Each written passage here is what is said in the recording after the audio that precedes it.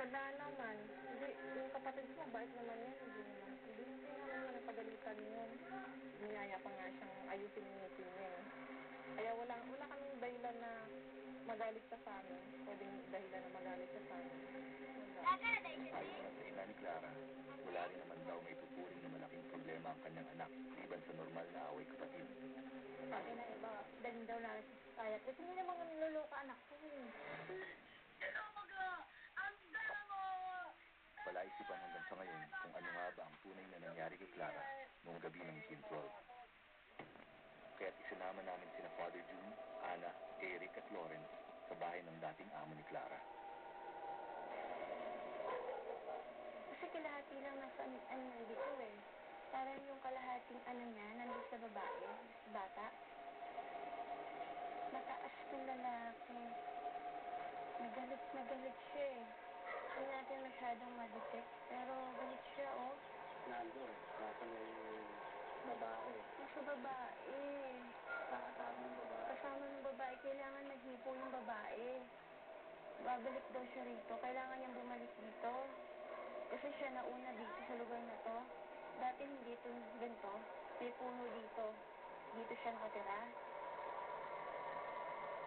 Kinumpirma rin ni Ana na ang lalaking nakita nga niya ang sumati kay Clara at kasama pa nito hanggang ngayon. Babae, kasi yung bata ngayon, open na open yung katawan niya. Nakapasok siya doon, hindi siya makalabas. Kasi para daw tong bata na to, mayroong hindi magandang kasama. Parang nabulabog lang siya. Sa dalawang palapag, may iba pang nadiskubre si Ana. Kasi hindi lang isang sumasabi sa kanya, hindi lang dalawa, tatlo. Tatlo. Inaano kayo, ginugulo kayo, pero isa lang mismo ang kumokontrol sa kanya. Kasi tatlong boses ang umaano sa kanya, hindi nila masyadong naririnig. Babae, lalaki, tapos yung isang boses na malaking buong-buo. Kabibas-basan na rin daw yung babae. Kasi marami siyang kasalanan na gawa nung nabubuhay siya. Ano daw siya ng tawad sa mga taong naapi niya. Tapos, humingi siya ng tawad sa kapatid niya. Nung siya nakahingi ng sorry, nandito siya sa lupad ko. Nag-iyak siya. Si Christina kaya ang babaeng umiiyak sa kwartong ito. Nag-alay ng dasal si Father June at ang buong pamilya para sa ikapapayapa ng tahanang ito. Ulit po namin ang ibang kapaturan.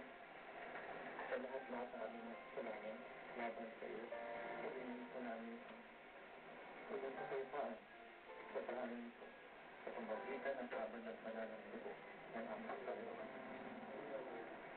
Sa pamamagitan po, ang ating pagkapalit, ginagawad ko po ang kapaturan sa kapayapaan ninyo. Sa lahat-lahat ng mga nandito ngayon, at sa lahat-lahat ng kaluluwa ng kapos. Sa ngalan ng Ama, ng Anak, ng Espiritu Santo. Amen.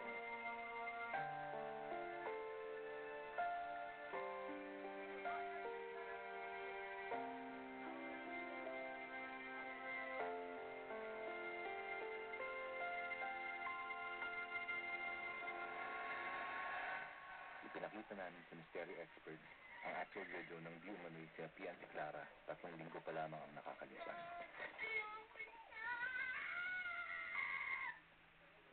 Kumbinsido si Ana. Clara. Usapan natin, ano ba yan itong taong yan? Hanggang, alisin natin, kausapin natin. Madali mo kasi lang kausap eh. Para naman kay Father June, hindi pa masabi, base lang sa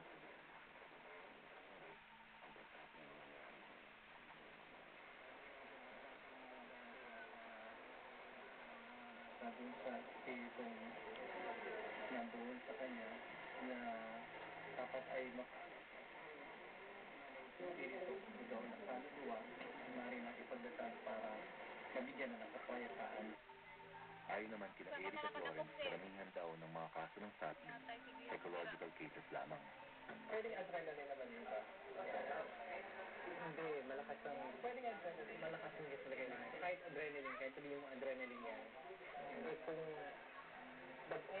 babae, itin ka, I don't think, kung adrenaline yan, aning na kaya mo tasakin.